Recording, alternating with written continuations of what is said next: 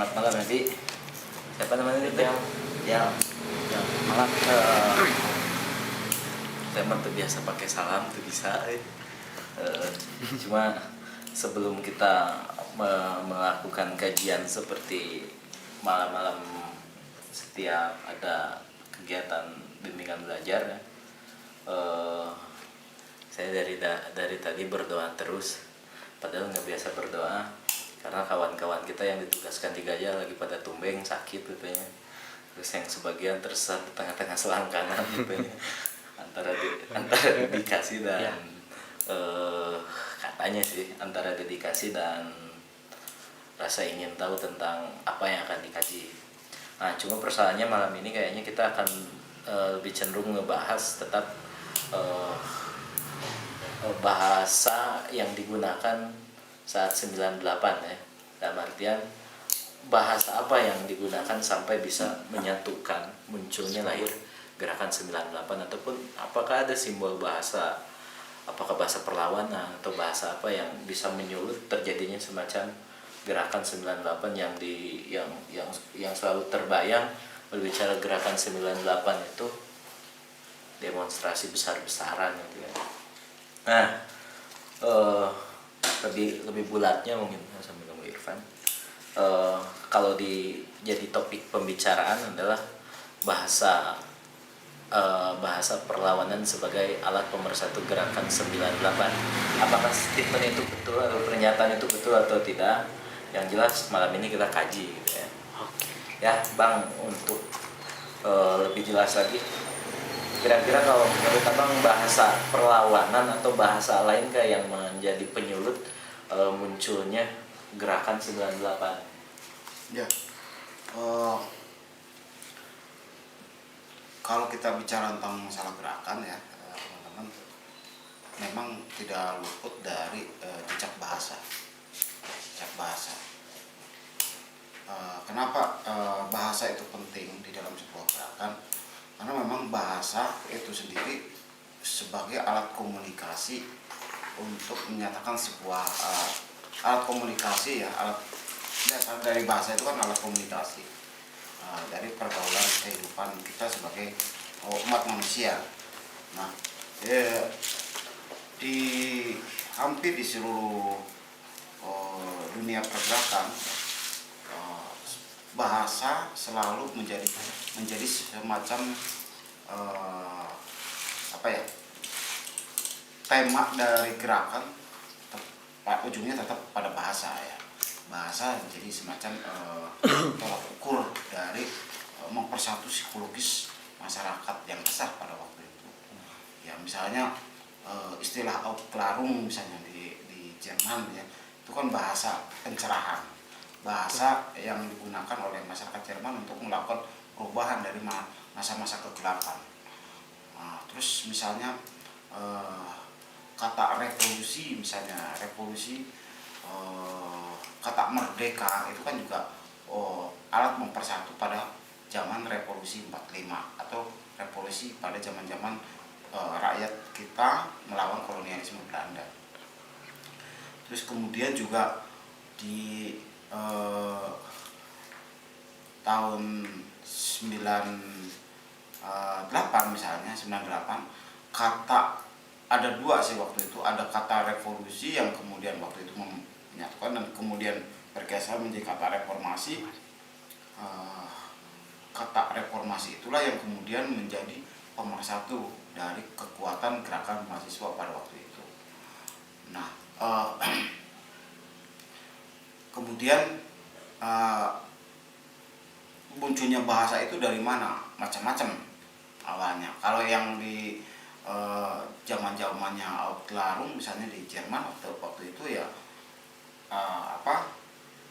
karena pada waktu itu masa-masa noise, masa-masa kegilaan, masa kegelapan, masa kekacauan situasi pada waktu itu, akhirnya mereka mencari istilah lain dengan gerakan mengatakan itu adalah pencerahan Aufklärung.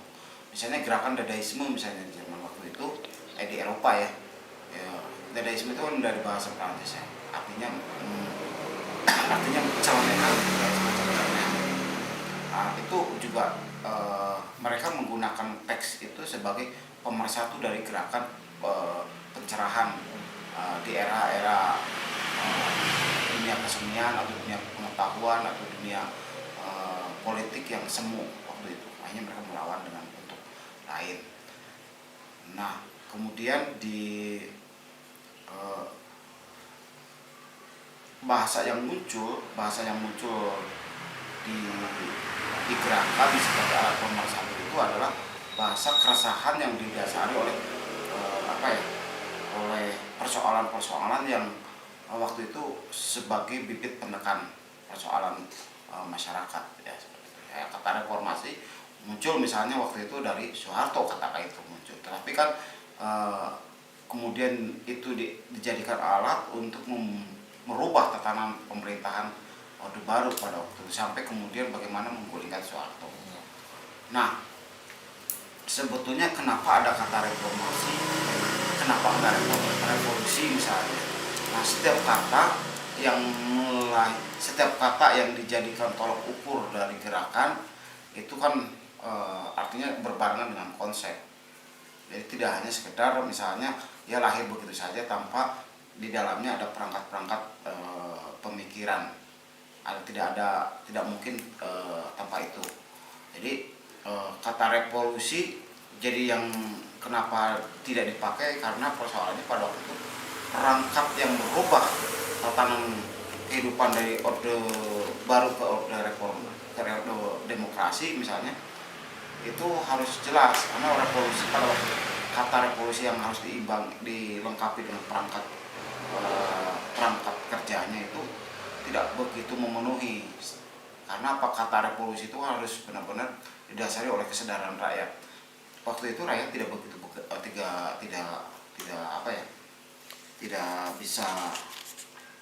tidak bergerak, maaf ya, pada dasar tidak bergerak. Yang bergerak kan mahasiswa, kaum intelektual, masyarakat menengah ke atas itu yang bergerak pada waktu itu. Bahkan masyarakat ke bawah itu, preman-preman segala macam itu kan digunakan jadi alat untuk menghadang gerakan mahasiswa pada waktu itu oleh rejim Orde Baru. Ya, kayak seperti itu. Nah,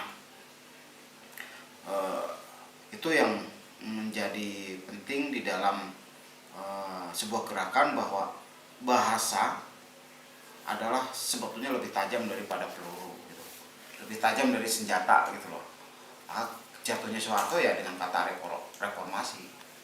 Kata reformasi bukan dengan peluru menjatuhkan kekuatan Soeharto yang 32 tahun dengan dilengkapi senjata, tank, segala perangkat militer. Dengan kata reformasi atau kata lawan misalnya yang digunakan oleh Wiji Tukul pada waktu itu, kata lawan itu kata di lapangan ya, tapi tema yang dijadikan tolak ukur gerakan adalah reformasi, tapi kata lawan adalah kata yang ini. Nah, muncul kata lawan tuh sebetulnya datang lahir dari penyair Wiji Tukul ya. Lawan di mana-mana mengatakan lawan. Dipopulerkan, maksud saya dipopulerkan oleh Wiji Tukul. Seperti itu. Itu Bang. Bang, tadi bahasa resah gitu kan. Perbentukan dari bahasa keresahan yang muncul saat situasi itu sampai sampai terjadinya kemunculan kata revolusi itu, bentuk-bentuk pembangunan komunikasi antara satu sama lain itu gimana? Ya, kesepakatan yang dijunjung pada waktu itu memang berangkat dari berangkat dari pengalaman yang dirasakan oleh masyarakat kaum intelektual muda pada waktu itu, terutama mahasiswa ya. Dalam hal ini memang penting ya keberadaan mahasiswa, karena mereka dianggap oleh masyarakat sudah disepakati sebagai kaum yang intelektual, kaum yang sebagai katakan di depan dari masyarakat menengah ke bawah gitu ya, maksudnya dari masyarakat yang biasa-biasa saja seperti itu. Nah, susunan dari pemunculan kata gerakan yang kemudian mengkerucut menjadi kata reformasi itu memang tidak begitu mudah langsung disepakati, karena awalnya juga waktu itu kita berambisi menyebutkan kata untuk melawan atau kata untuk mempersatu gerakan mahasiswa pada waktu itu adalah revolusi ya, sebelum muncul kata reformasi. Revolusi di mana-mana itu menyebutkan revolusi, gitu ya, di Unpas, terus di ITB, di Unpad, di kampus-kampus di UI juga hampir gitu. Kata revolusi itu muncul, kata revolusi dan kata lawan itu menjadi satu semacam perjodohan yang tidak bisa dilepaskan gitu ya, kata revolusi. Dan waktu itu kita belum mengenal kata reformasi. Reformasi itu malah jadi waktu itu pertanyaan, apa sih reformasi gitu loh waktu itu. Belum begitu populis ya waktu itu. Revolusi melawan, revolusi melawan. Dua kata itu yang terus membangun semangat kebersamaan gitu ya. Nah, alasan kata revolusi atau melawan itu ya berangkat dari kekuatan rejim Orde Baru yang begitu kuat ya, bangun perangkatnya untuk menekan masyarakat itu udah tidak bisa ditolerir, memang keadaannya seperti itu, faktanya seperti itu gitu loh. Sehingga kemudian di beberapa kawan mahasiswa, gerakan mahasiswa itu yang disponsori oleh teman-teman ekstra kampus terutama ya waktu itu sangat begitu dominan, begitu kuat, yang mempengaruhi gerakan teman-teman di dalam kampus, organisasi kampus.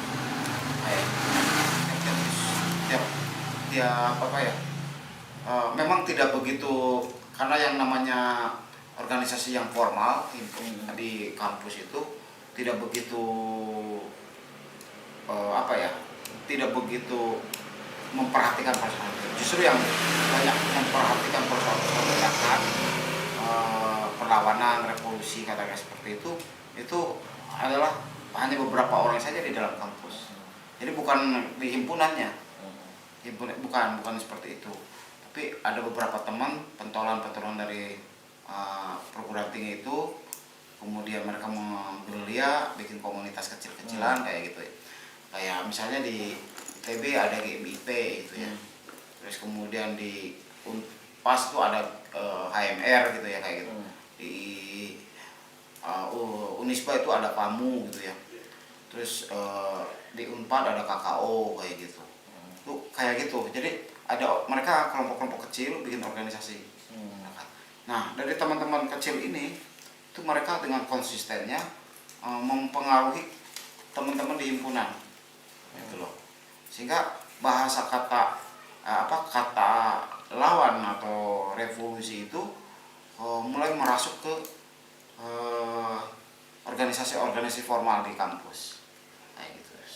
Kemudian selain itu juga mereka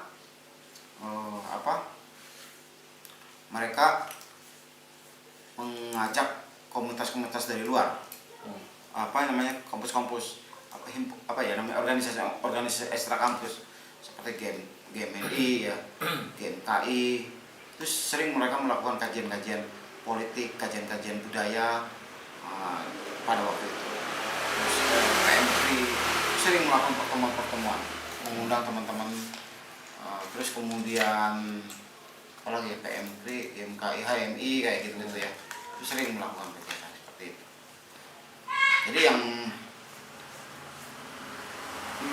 strategi seperti apa yang terbangun pada waktu itu dan modal seperti apa yang membangun bahasa persatuan itu adalah memang modalnya adalah modal keresahan di kaum intelektual muda yang waktu itu hanya kecil, hanya beberapa gelintir orang ya. Yang saya tahu lah persis pentolan tuh ya, kayak di misalnya di TB ada si Iko ya, ada beberapa temennya. Terus kemudian di Unisba itu ada si sekarang jadi ketua jadi orang HM kalau salah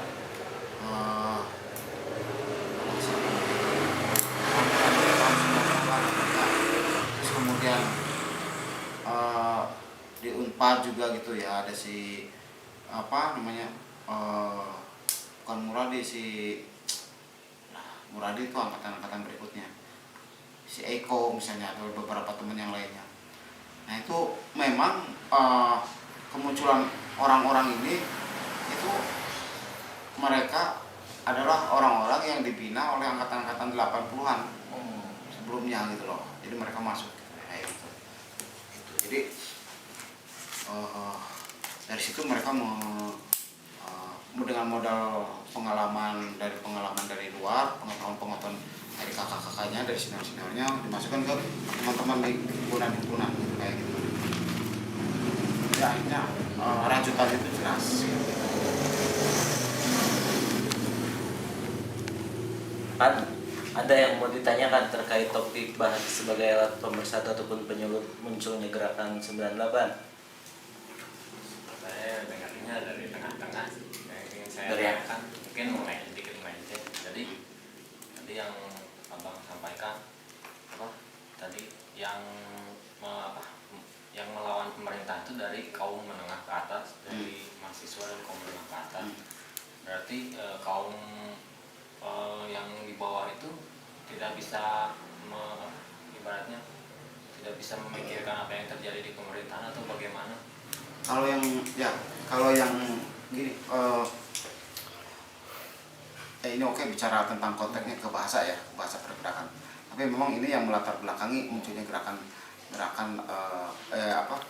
gerakan yang disatukan oleh bahasa kebersamaan, bahasa persatuan waktu itu. Nah, dasar kemunculan bahasa persatuan untuk melawan itu kan berangkat dari persoalan rakyat ya. Kenapa pada waktu itu rakyat tidak begitu, terutama kaum menengah ke bawah ya, kaum menengah ke bawah itu tidak begitu, artinya sejak 98 itu dibangun oleh gerakan mahasiswa, kaum intelektual muda atau kaum menengah biasanya. Orang yang bisa kuliah pada waktu itu ya orang-orang yang menengah ke atas gitu ya.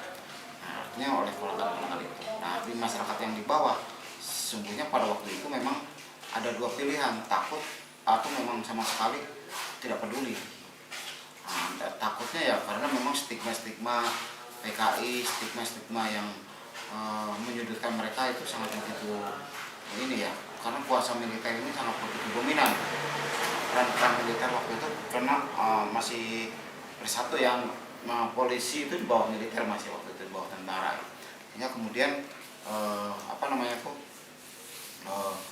perangkat tentara itu seperti Kodim gitu ya, Koramil gitu, itu sangat Babinsa itu sangat begitu kuat menyantroni pikiran masyarakat sebagai sebuah belenggu gitu ya pada waktu itu. Nah, sehingga kemudian mereka tidak ada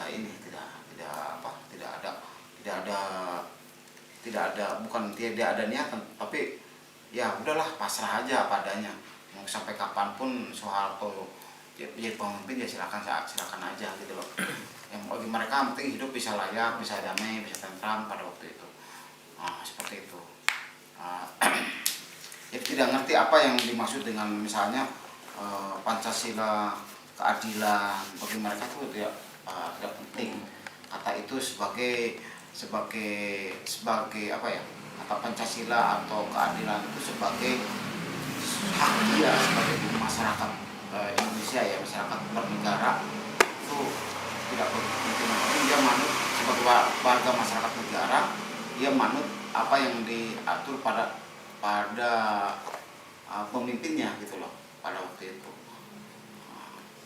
Seperti itu kejadiannya. Jadi hingga kemudian dengan itulah mereka hanya semacam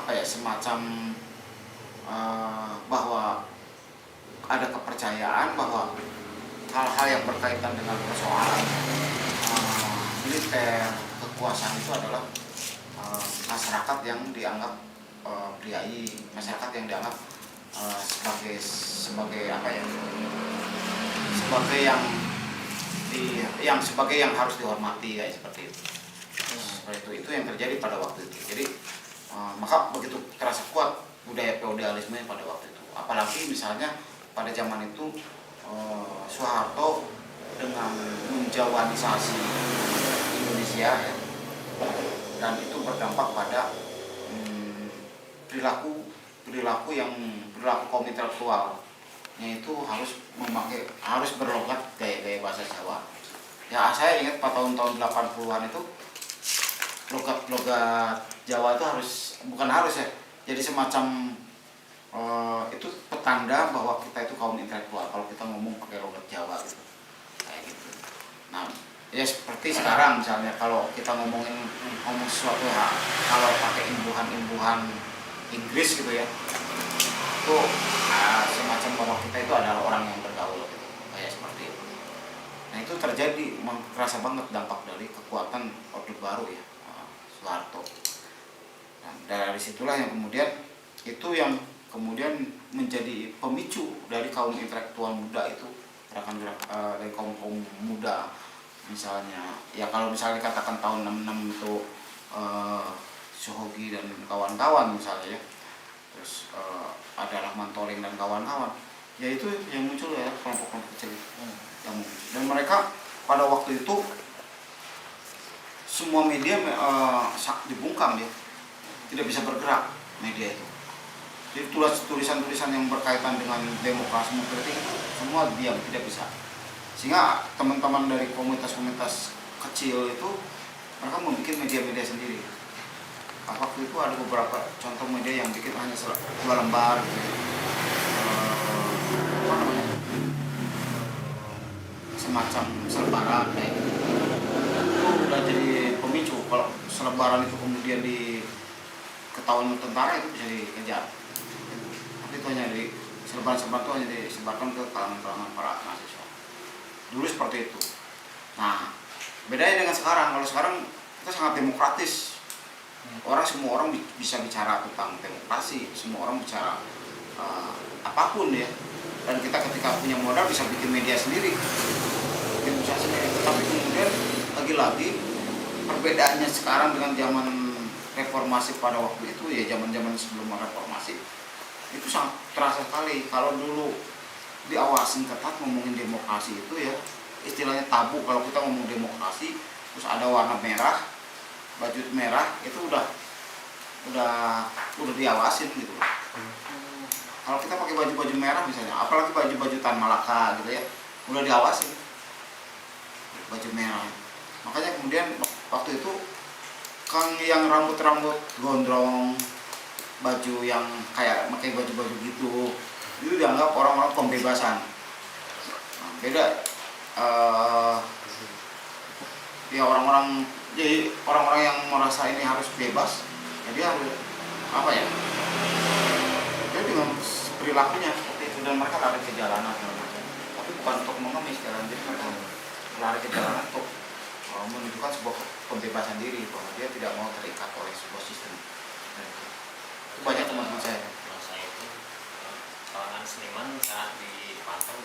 Sangat dipantau, sehingga kemudian pada di dunia kesenian sendiri pada waktu itu baik sastra, seni rupa atau seni teater itu tidak ada yang berani secara vulgar menyatakan ini adalah melawan. Jadi mereka lari, misalnya seniman membuat karya-karya yang cenderung abstrak, jadi hanya komposisi warna aja gitu loh.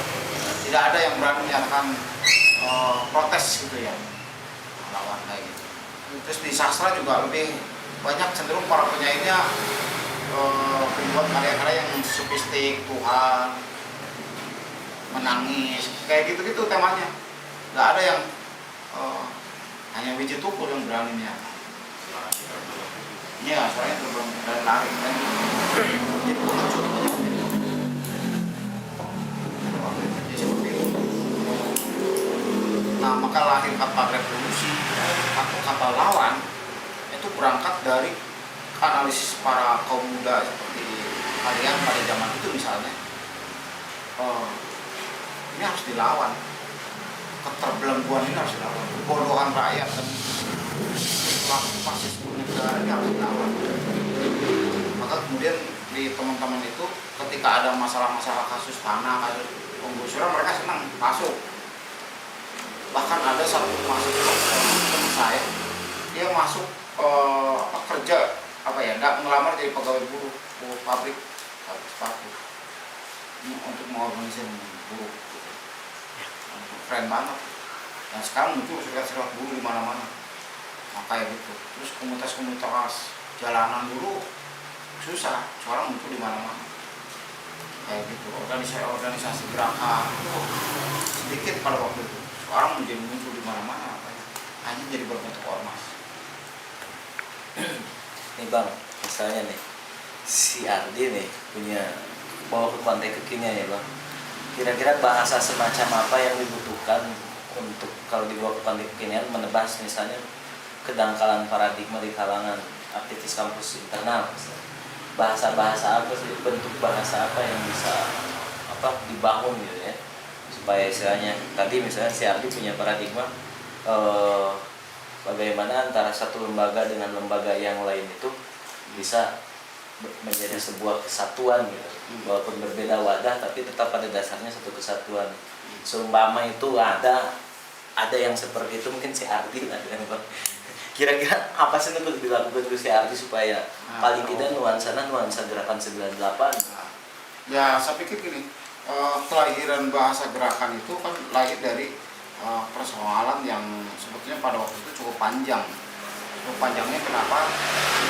Ya 32 tahun kan gitu ya. Kekuasaan Soeharto itu sangat begitu kuat dan kental di sebagai di kehidupan masyarakat ya. Nah, kemudian kalau misalnya kita mau membangun sebuah gerakan untuk mempersatu kesadaran masyarakat kampus misalnya, di Unpas misalnya. Nah, kira-kira yang menyatukan bahasa gerakan di kampus Unpas itu apa kiranya? Nah, kalau saya biasanya gini, kalau mau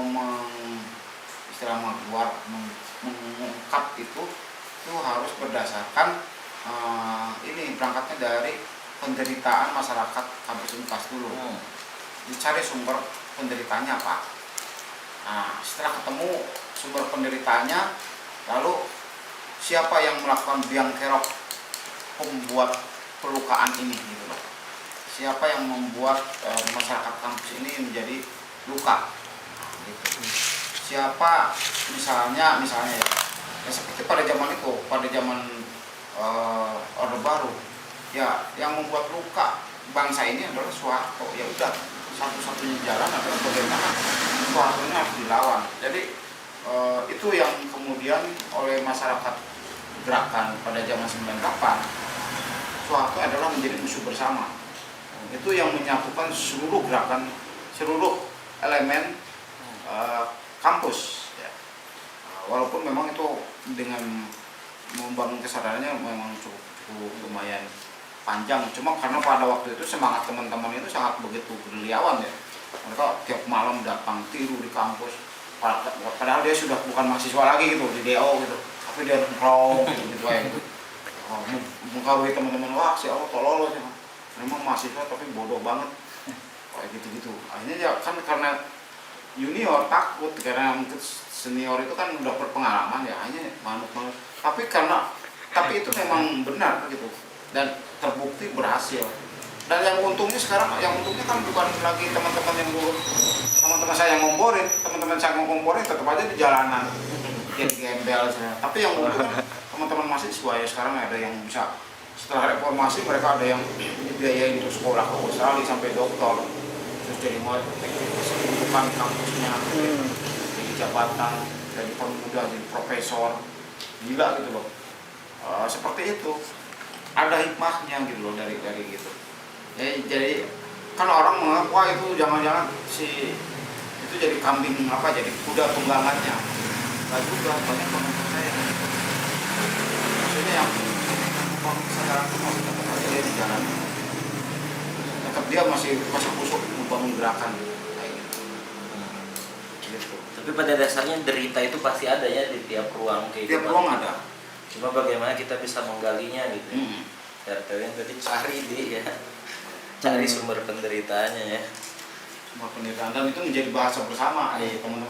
Ya di sini ini nih kebijakannya nih membuat kita jadi repot. Nah, itu kan udah salah satu. Nah selain ini nih, ayo kita persatukan ini. Ya kan kalau dulu bicaranya tentang pemerintahan rezim Soeharto, artinya sekarang itu kalau dikembangkan bukan hanya berbicara tentang birokrat, termasuk kawan-kawan kita sendiri juga kalau sekiranya pikiran-pikirannya masih dangkal jauh dari cita-cita bersama, saya kira itu bisa dihantam apakah dengan bahasa revolusi atau reformasi, cuma konteksnya konteks kekinian yang tentunya bukan seperti yang terjadi kayak dulu, misalnya penggulingan dan akhirnya berdampak seperti ini. Artinya kita harus cari cara itu kan. Misalnya kalau saya melihat ada beberapa keresahan yang terjadi kan, persoalan munculnya semacam bahasa reformasi yang sebelumnya revolusi itu kan adanya keresahan yang dirasa. Saya kira kita itu lagi resah semuanya juga. Resah karena setiap orang punya cita-cita, dalam artian bukan cita-cita jadi dokter atau apa ya, itu cita-cita bersama bagaimana membangun intelektualitas dan lain sebagainya gitu. Nah, cuma situasinya seperti ini, bukan main sulitnya gitu. Ketika dibenturkan dengan hal-hal yang sifatnya mungkin ada agenda lain, nah, bagaimana ngebangun itu mungkin.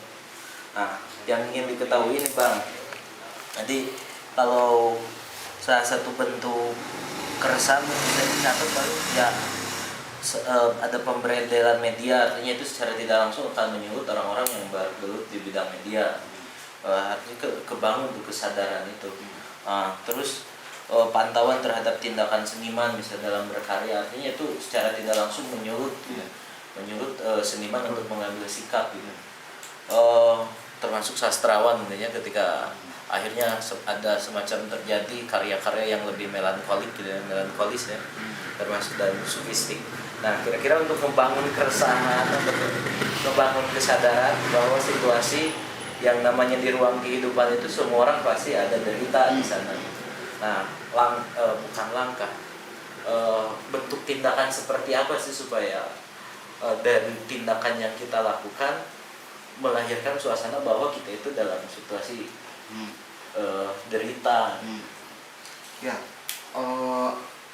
pertama memang yang harus dilakukan adalah kan kita pasti bisa merasakan bagaimana derita kita ya, kita bisa merasakan dimanapun ya, kehidupan itu tidak lepas dari kekurangan dan kelebihan. Manusia selalu akan mencari kesempurnaan. Biasanya itu dasar perjuangan hidup ya, selalu mencari kesempurnaan, mencari hak kita supaya kemudian kita merasa nyaman, aman, tentram gitu ya. Nah, lalu kemudian kita cari luka-luka yang penyakit-penyakit apa yang menghantui selama ini dalam tata kehidupan kita misalnya kayak gitu. Nah, kita kemudian bagaimana cara mencarinya?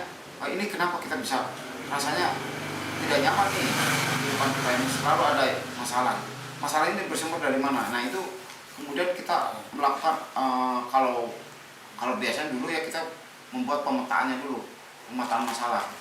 Pemetaan masalahnya seperti apa? Kita misalnya gini. Nah, misalnya di dunia pendidikan begini nih pemetaan masalahnya. Ada persoalan birokrasinya seperti apa, ada persoalan pembelajarannya seperti apa kayak gitu. Itu dipetakan. Gimana misalnya dosen memberikan pengajaran, ternyata tidak enak, tidak nyaman nih. Banyak dosen-dosen menghibur kita gitu loh. Ilmunya itu ternyata tidak sesuai dengan apa yang kita baca di buku-buku atau di diskusi-diskusi gitu. Tapi ini yang, nah itu kan misalnya kayak gini, ketika kita belajar itu kita udah menitipkan diri kita pada guru kita, dunia akhirat kan gitu loh. Kalau dia ngajarnya salah, itu akan berdampak kita ke masa depan kita. Kalau sistem pendidikan kitanya salah, itu akan berdampak ke masa depan kita. Nah gitu. Nah sekarang yang jadi pertanyaan kan, jaminan-jaminan apa dari pendidikan itu bahwa kita akan menjadi makhluk yang sempurna di dalam kehidupan masa depan. Itu yang harus diperlihatkan, harus digali gitu loh. Jaminannya apa? Kita kalau misalnya kita lulus dari perguruan ini, apakah kita menjadi orang kaya, apa jadi orang pejabat, atau jadi apa? Apa ada jaminan seperti itu? Sehingga kita rela-relanya kita harus memberikan uang, belajar, memanuti aturan-aturan yang diatur di dalam institusi itu sendiri, bahkan sampai kemudian kita disuruh oleh dosen harus begini ini. Terus Terus pembelajaran itu apa kemanfaatnya untuk masa depan kita? Itu harus dipertanyakan pada guru-guru kalian, dosen-dosen kalian, seperti itu. Nah itu penting. Karena apa? Karena saya udah bayar, itu hak kalian. Saya udah bayar, saya dititipkan orang tua, amanah orang tua, dan itu amanah konstitusi, amanah undang-undang. Gitu loh kalian. Nah jangan sampai kemudian tentang guru kita akhirnya sebenarnya bahwa itu adalah kebenaran mutlak. Apa yang disampaikan guru itu adalah kebenaran mutlak. Itu harus kaji ulang lagi kebenarannya seperti apa. Karena ini menyangkut masa depan kita, dan ketika nanti kita punya anak akan mewariskan juga kesalahan-kesalahan ke anak cucu kita. Misalnya kalau kita menerima ilmu-ilmu yang salah, pengetahuan yang salah, itulah yang harus kita cermati. Seperti itu. Contoh, kita bisa uji berapa jumlah mahasiswa sarjana yang nganggur. Maksudnya yang kebingungan setelah lulus, tidak punya sikap. Berapa jumlah misalnya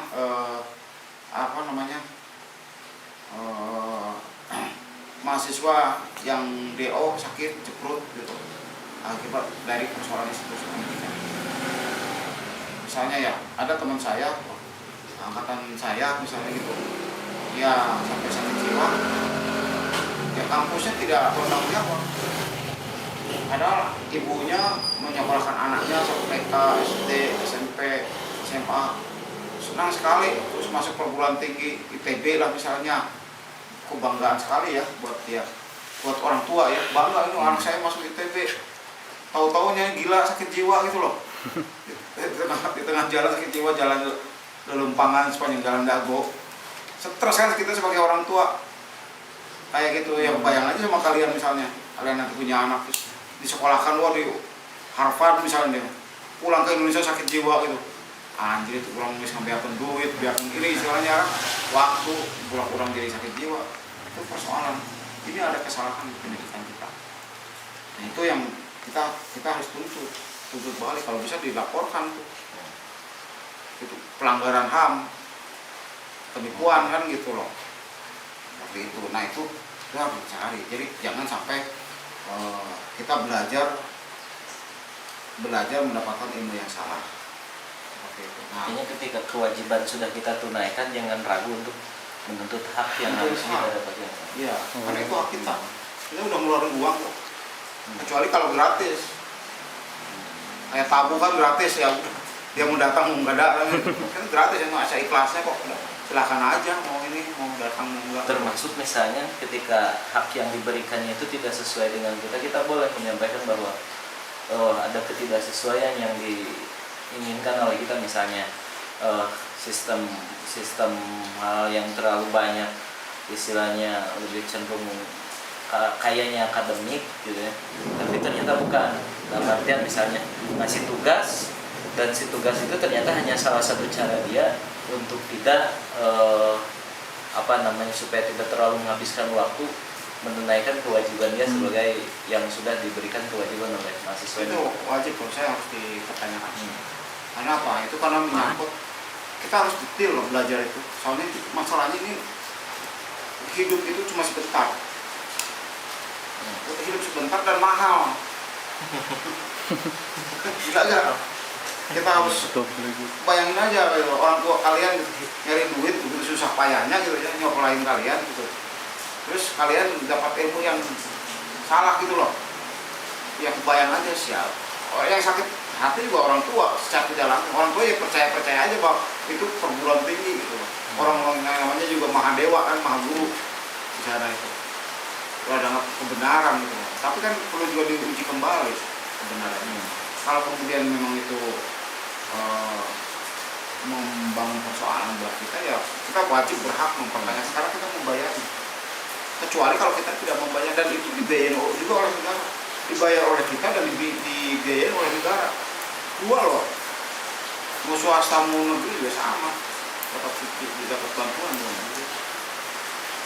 Ya misalnya dia mengajukan kedikti, mengajukan ini, mengajukan itu, tanggung jawabnya besar sekali.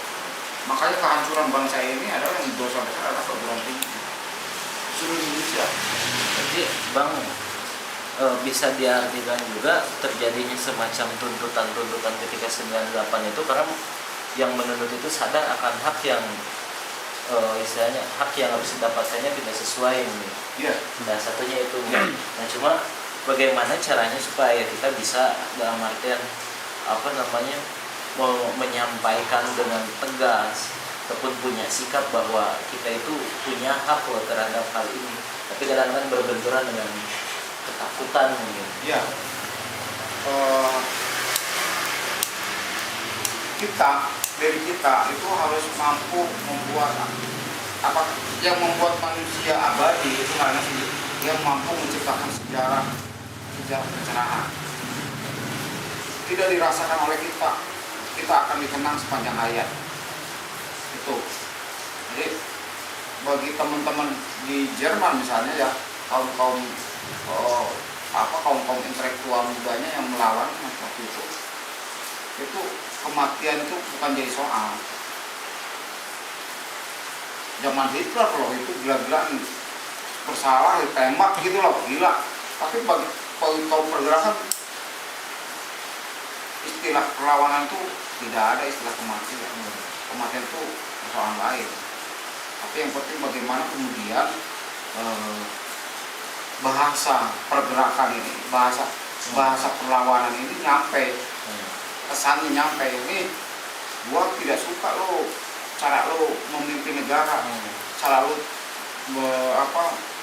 mengelola perguruan tinggi ini, karena ini milik misalnya ya, kalau negeri ini milik negara, milik rakyat, kalau swasta ya milik yayasan kan gitu loh, atau milik sekelompok orang. Tapi ini harus dirasakan karena kita memberikan bantuan pada yayasan yang membayar ya SPP, bayar bangunan, uang bangunan, bayar lain lagi kayak gitu.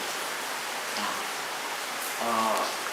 seperti juga kampus Unisba yang disebut kampus perjuangan, itu sebetulnya kata perjuangan itu yang menentukan adalah para mahasiswa, dan itu begitu susahnya di kampus waktu itu mereka mau membangun gerakan itu. Demo-demo itu birokrasinya sangat begitu sulit.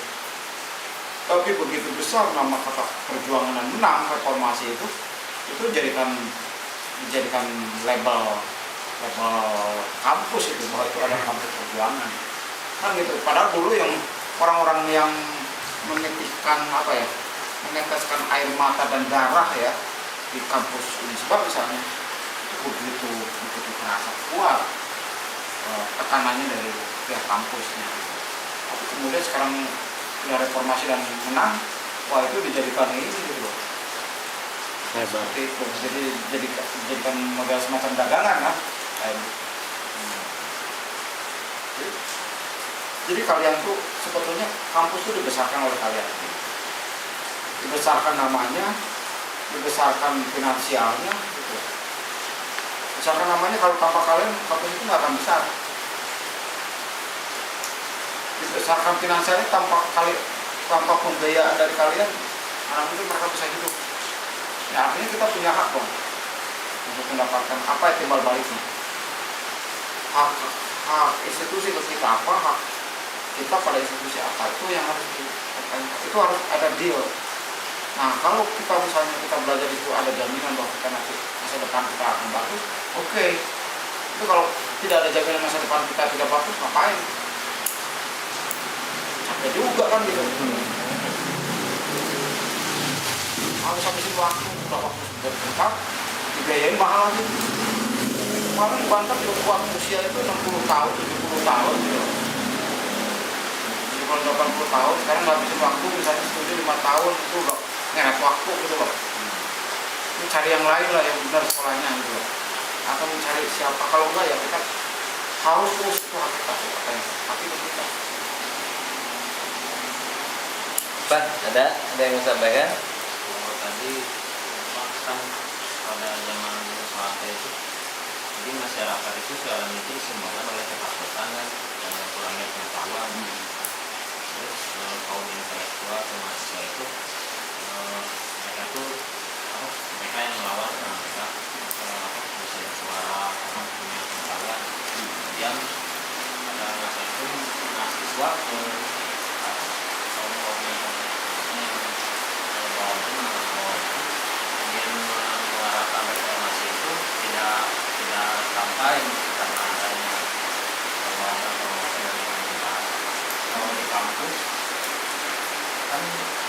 jelas gitu ya dari himpunan mahasiswa biasa yang saya mau itu bisa ada kerjasama kan. Tapi kenapa di kampus itu tetap aja susah Ya, itu jadi pertanyaan besar, berarti ada masalah kan? Di mahasiswanya sendiri ada masalah. seperti ya berarti harus gimana ya? Dan usahanya mungkin gimana? Bang, kayaknya harus minum kopi bang. Oh, betul. Nah, pesan aja 1, 2, 3, 4, 5 ya. Ya, Ayo Bang. nggak apa-apa, merokok juga nggak apa-apa. Nggak ada langsung bawang gitu bang. Ya, kopi. Oh, kopi coklat. Di mana? Betul kena.